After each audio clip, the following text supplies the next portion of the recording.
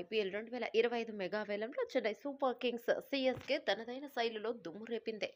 Fancy ఆటగాళ్ల జోలి పోకుండా కోట్ల రూపాయలు ఖర్చు పెట్టకుండా తమకు కావలసిన ఆటగాళ్లనే దిగ్గజ కెప్టెన్ చెన్నై సూపర్ కింగ్స్ మాజీ సారథి మహేంద్ర సింగ్ ధోని మార్క్ సెలెక్షన్ వేలంలో ప్రతిబింబించింది.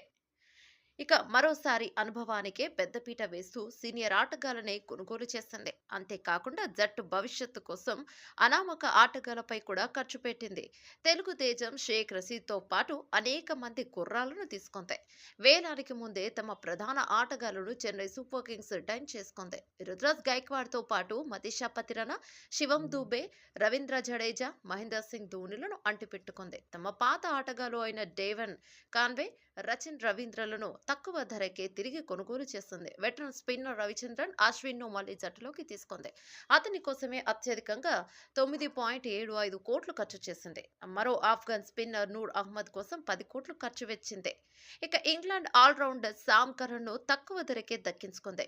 భారత పేసర్లలో ఖలీల్ అహ్మద్, ముఖేష్ చౌదరిలను కొనుగోలు చేసింది. బ్యాటర్లలో వెటరన్ ప్లేయర్ దీపక్ హుడాను కొనుగోలు చేసింది. వేలంలో మొత్తం 20 మంది ఆటగాళ్లను కొనుగోలు చేసి 25 మందితో జట్టును భర్తీ చేసింది.